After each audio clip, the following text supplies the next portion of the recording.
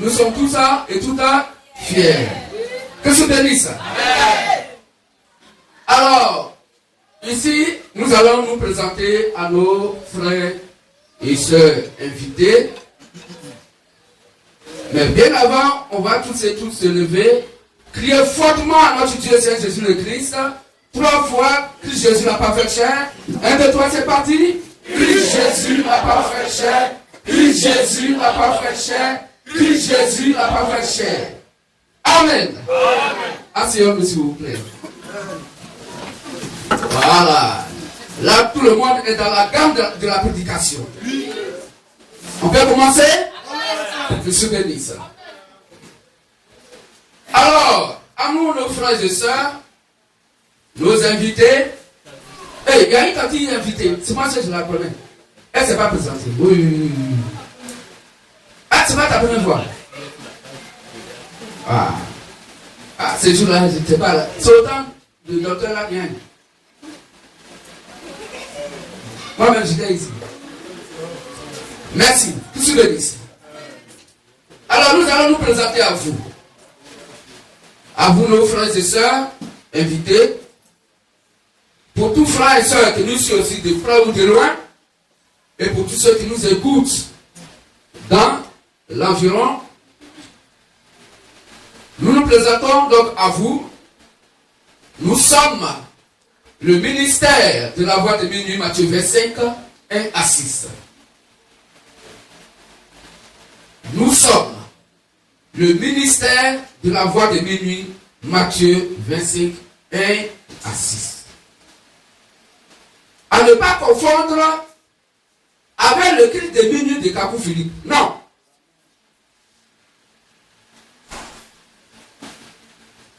Nous sommes le ministère de la voix de minuit, Matthieu 25, 1 à 6.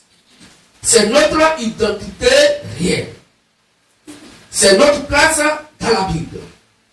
C'est notre fin de route. C'est ce qui nous identifie. C'est notre rôle à jouer sur la terre. Matthieu 25, 1 à 6. Que se bénisse. Matthieu 25 à 6 dit que le royaume des cieux sera semblable à 10 vierges. Lecture. Amen. Amen. Alors le royaume des cieux sera semblable à 10 vierges. Oui. Ayant pris leur lampe, allaient à la rencontre de l'époux. Elles allaient à la rencontre de l'époux. 5 d'entre elles étaient folles. Il y avait 5 qui étaient folles. Et 5 sages. Et 5 sages. Les folles, en prenant leur lampe, ne prirent point d'huile avec elles. Mais les sages, prirent avec leur lampe, de l'huile dans des vases. Comme l'époux tardait, toutes s'assoupirent. Elles sont toutes assoupies. Et s'endormirent. Et elles s'endormirent. Au milieu de la nuit, on cria. Voici l'époux. Allez à sa rencontre. Que se bénisse. Voici notre identité réelle dans la Sainte Seine merveilleuse et mielleuse Bible. Et quand quelqu'un se dit envoyé de Dieu, ou quelqu'un ou quelqu'une se dit soit croyant ou croyante, si tu veux comprendre les Saintes Écritures de par ta connaissance intellectuelle, tu ne pourras rien comprendre, rien savoir de Dieu. Que se bénisse.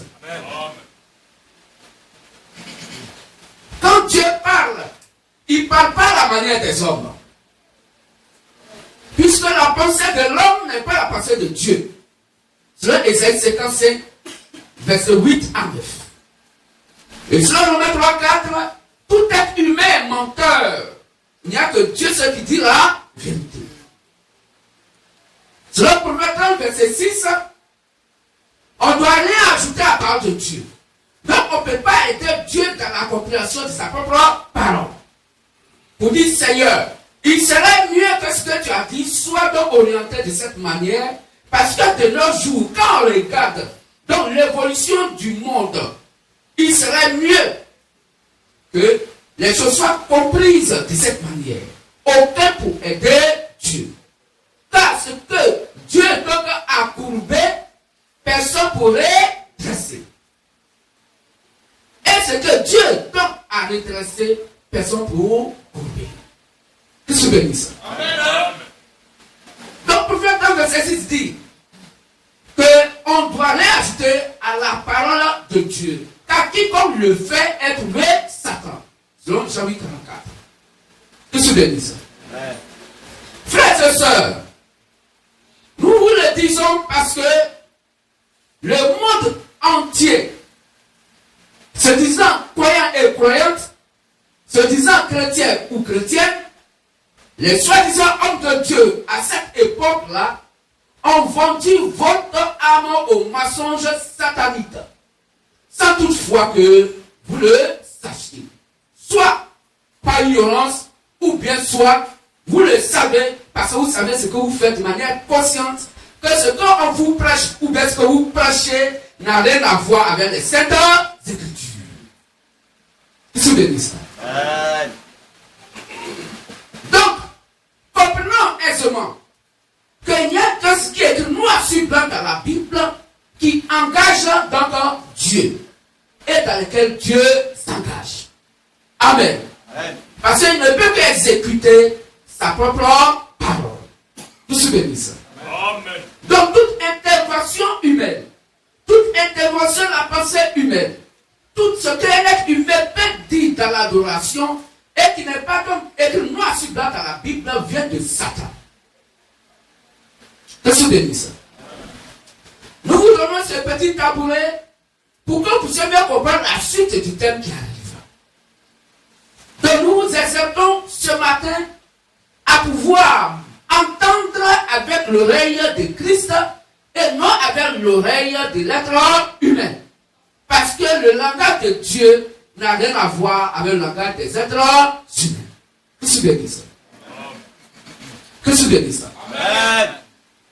Donc, frères et sœurs, tout à l'heure, vous avez dit que vous êtes chrétien, c'est une bonne chose. Mais le chrétien et la chrétienne n'est pas une identité que l'on peut s'offrir. Non. On ne s'offre pas cette identité. On ne l'offre même pas à quelqu'un. L'identité de chrétien et chrétienne, il l'est par naissance. Tout se bénisse. Est-ce que vous comprenez? Pour dire on ne devient pas chrétien, on ne devient pas chrétienne, on ne devient pas croyant, on ne devient pas croyante du véritable et réel Dieu. Mais il faut naître la chose. Que se bénisse. Car chaque plante va produire selon son espèce, selon sa sémence et selon sa saison. Que se bénisse. Que se bénisse. Et les trois donc formes d'identification du véritable et réel fruit, selon les Saintes Écritures, est une exigence pour Dieu. Que se bénisse. La plante donne la graine. La plante, elle va produire selon elle sa sémence. De quelle sémence donc es-tu? Voici d'abord ce que tu dois savoir. Elle va produire donc selon la sémence. Elle va produire selon l'espèce. Elle va produire à sa saison. Que se bénisse. C'est ça le chrétien doit avoir en tête. Ce plan du salut que Dieu donc a envoyé. Il faut identifier donc la sémence. Il faut savoir de quelle espèce est la sémence et à quelle saison la Bible dit que ça devrait produire. Que se bénisse là. Et aujourd'hui, quel est l'évangile qui est produit? Quelle est donc la part de Dieu qui est prêchée à cette époque? Quel est l'évangile que vous devez écouter pour aller au paradis? Si vous ne savez pas cela, frères et sœurs, toute adoration que vous faites vous avoir automatiquement à l'enfer. Qui se bénisse. Amen. Donc nous sommes mis à la voie de Béni Matthieu verset 6. Si vous devez condamner si ce que nous disons n'est pas écrit noir sur dans la Bible. Que je veux dire ça? Si vous voulez condamner si ce que nous disons n'est pas reconnu par les Saintes Écritures, alors votre condamnation, donc nous concernant, est juste et vraie. Mais si seulement si ce que nous disons est écrit noir sur blanc dans la Bible, alors ne condamnez pas. Que je veux dire ça? Amen. Ne condamnez surtout pas, frères et sœurs, vous qui nous écoutez de loin ou de près, parce que votre homme de Dieu n'est pas d'accord avec ce que nous disons. Pourtant, c'est ce qui est écrit noir sur blanc dans la Bible. Je suis béni ça. Ne condamnez pas parce que votre femme de Dieu condamne ce que le MVM prêche. Pourtant, c'est ce qui est écrit noir sur blanc dans la Bible. Ne condamnez pas surtout parce que votre pensée humaine n'est pas d'accord avec ce que nous prêchons. Pourtant, c'est ce qui est écrit noir sur blanc dans la Bible. Je suis béni. Ne condamnez pas parce que votre tradition humaine est comptable. Mais condamnez si et seulement si la sainte merveilleuse et belle Bible comptable. En ce moment, vous serez en accord avec le véritable et réel Dieu. Que je bénisse. Que je bénisse. Alors tout à l'heure, dans notre présentation, et dans le mystère de la voix de Béni Matthieu verset 6, nous avons lu le passage. Et de loin, vous pouvez lire avec nous. Matthieu verset 1 à 6. Que nous avons déjà lu tout à l'heure. Que le royaume des cieux sera semblable à 10 vierges qui, ayant pris leur lampe, allaient à la rencontre de l'époux. Parmi les 10 vierges, il y a 5 qui étaient sages et 5 qui étaient folles.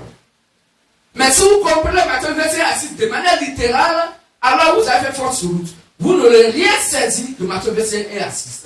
Amen. Alors vous ne saurez pas que Matthieu verset 6 est déjà sur la terre en train de manifester donc les saintes écritures. Car c'est de nous qu'il s'agit dans Matthieu verset 1 à 6. En tant que le mystère de la voix de minuit, Matthieu verset 6 en abrégé MVM. Que je bénisse. Donc les sages étaient des vierges sages et il y avait des vierges folles. Frères et sœurs, si tu penses à la folie naturelle, littérale, qu'on connaît sur la terre, pour dire que Jésus-Christ est venu pour sauver tes folles littérales, tu mens. Parce que la Bible n'a pas dit que Jésus-Christ est venu pour sauver tes folles donc littérales. Pour dire des vierges qui sont folles de la folie naturelle que nous connaissons. Non. Je suis béni ça. Amen. Alors, frères et sœurs, la Bible dit que ce glorieux ministère là-bas de Matthieu verset 6 viendra donc dans les derniers temps, puisque dans les derniers temps, Dieu nous a parlé par le Fils, mais il nous parle maintenant à la fin donc des temps par le Saint-Esprit Père. Selon Matthieu 24, 36 qu'on va lire. Matthieu 24, verset 36. Oui. Pour ce qui est du jour. Pour ce qui est du jour. Et de l'heure. Et de l'heure. Personne ne le sait. Personne ne le sait. Ni les anges des cieux. Même aucun ange dans les cieux ne connaît et ne sait le jour et l'heure de l'enlèvement. Ni le Fils. Ni le Fils ne sait. Mais le Père seul. Mais le Père seul. Or, la Bible appelle le Fils de l'homme, le prophète. Aucun prophète des 7 âges des nations ne connaît le jour et l'heure de l'enlèvement. C'est pourquoi Branham ne connaissait pas le jour et l'heure de l'enlèvement. Parce que c'est un fils de l'homme que Dieu a envoyé, selon Apocalypse 1, verset 11.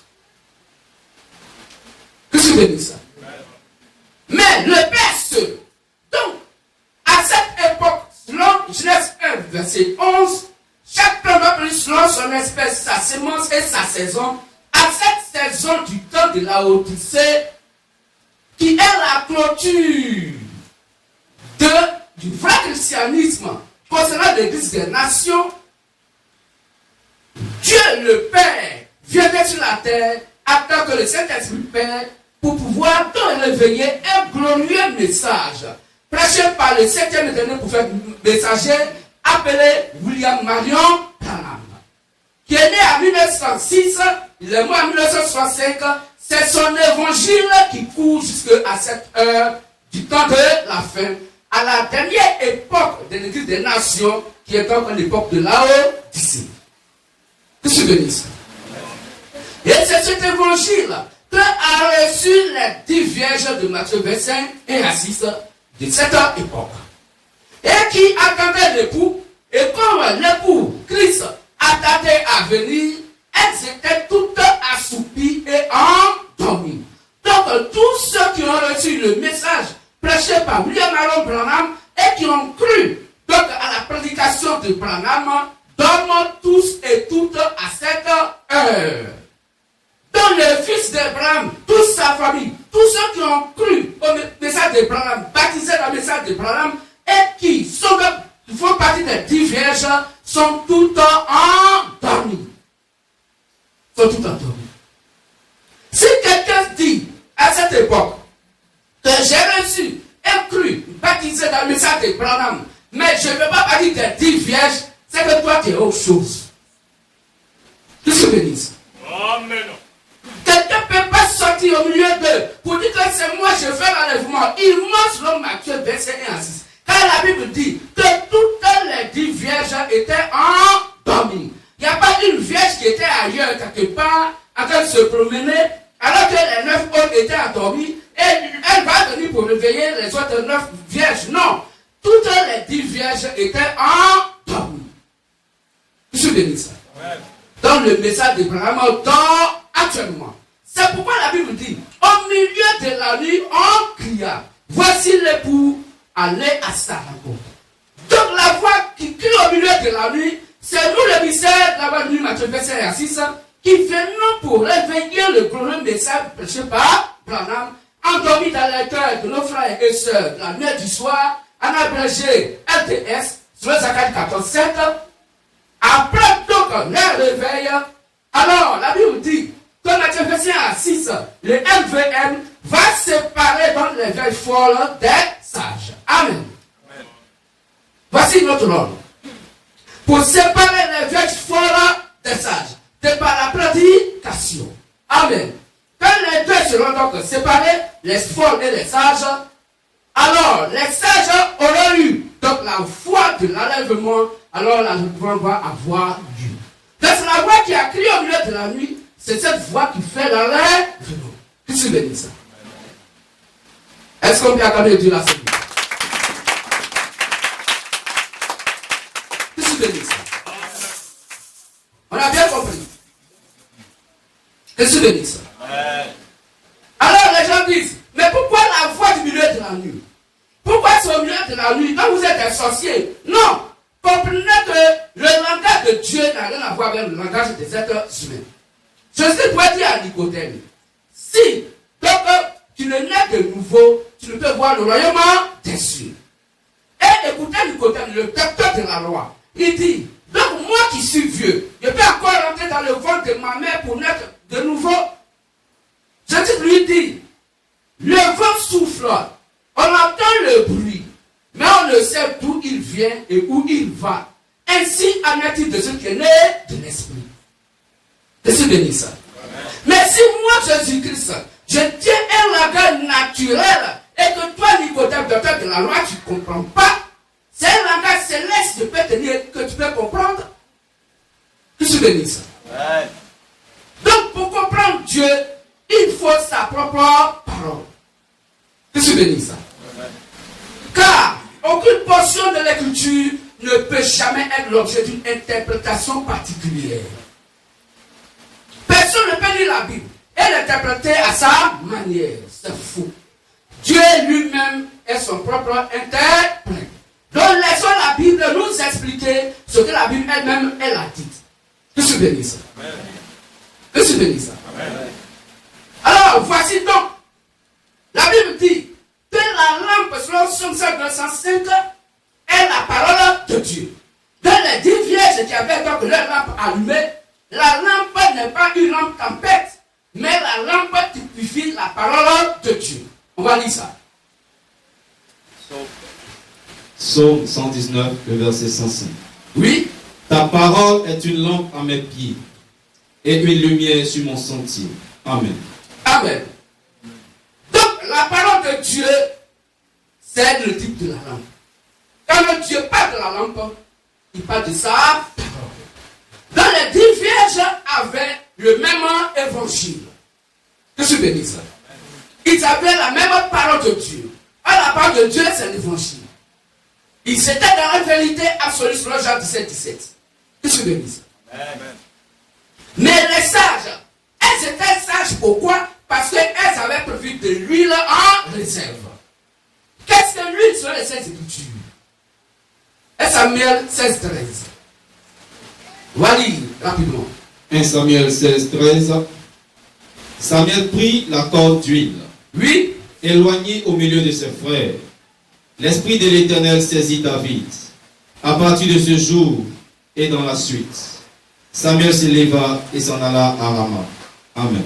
Donc, quand Samuel a oint David avec l'huile, l'Esprit de Dieu est descendu sur David.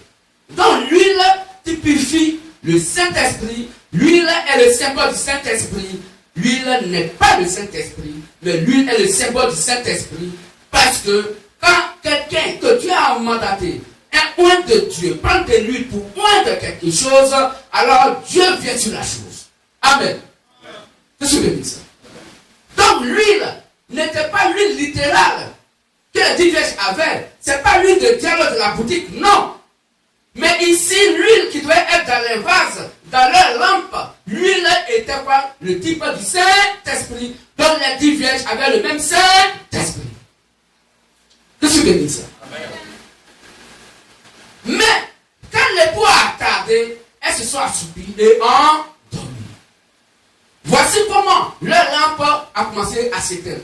Donc la parole de Dieu a commencé à s'éteindre dans leur cœur. Mais au milieu de la nuit, une voix tonna, une voix retentit. Voici l'époux aller à sa rencontre. Alors, toutes les 10 vierges se réveillèrent et elles rallumèrent leur lampe. C'est en ce moment-là qu'il va avoir la séparation entre les sages qui ont donc prévu de l'huile à réserve et les folles qui n'ont pas prévu d'huile à réserve. Pourquoi? Parce que les sages ont mis de l'huile dans leur lampe et leur lampe s'est allumée. Dans la part de Dieu, donc, a commencé à éclairer donc, dans leurs âmes, dans leurs pensées.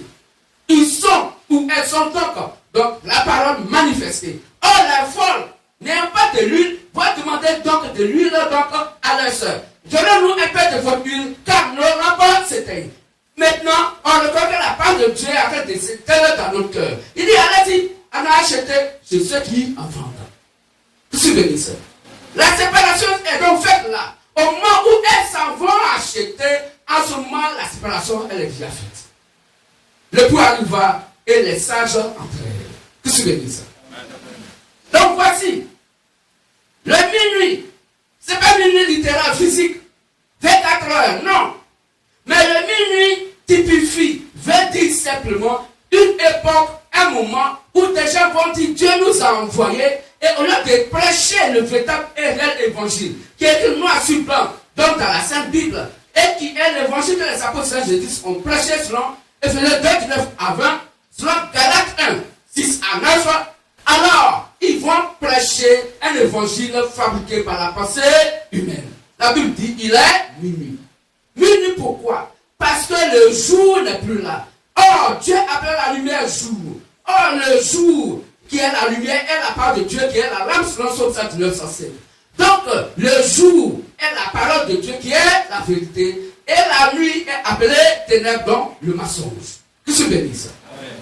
Donc, au milieu de la nuit, il va dire, au milieu du mensonge, à l'absence totale de la vérité. C'est en ce moment-là, la Bible dit, des gens vont prendre la parole de Dieu et ils vont ajouter la pensée humaine. On va ajouter la pensée humaine, alors ce que l'homme va recevoir devient ténèbres, donc le mensonge. Alors la Bible dit, il est minuit. Que se bénisse. Que se bénisse. Le minuit pour le comprendre, c'est quoi? Ce que les apôtres de Jésus n'ont pas fait dans l'adoration, quiconque le fait dans un lieu de prière, alors il est minuit. Minuit, on va te faire comprendre que oui, l'adoration que tu fais, c'est une vraie adoration. Elle est conforme aux Saintes Écritures, où les gens vont faire des ballets dans les lieux de prière, où des gens vont faire des fêtes de moisson dans les lieux de prière. Et le monde est transcrit dans les lieux de prière. Et donc le plan d'adoration que le Saint-Esprit a donné au travers des disciples de Jésus-Christ est écarté, mis donc dehors. Et c'est la pensée humaine qui est enseignée dans le lieu de prière. La Bible dit, il est minuit. Que tu bénisses. Quand la Bible dit, baptiser et enseigner, et les gens disent, non, enseigner d'abord, 5 ans de cours de catéchisme, 5 ans de catéchisme, avant donc de baptiser quelqu'un, la Bible dit, il est minuit. Minuit veut dire, quand on veut faire donner la vérité de Dieu, mensonge. Que tu bénisses. C'est qui est noir sur blanc dans la Bible là. Quand on veut mettre ça de côté, pour pouvoir donc enseigner ou donc dire aux gens d'adorer Dieu en Dieu, ce qui est noir sur blanc dans la Bible, c'est ce que la Bible appelle minuit. Que tu bénisses.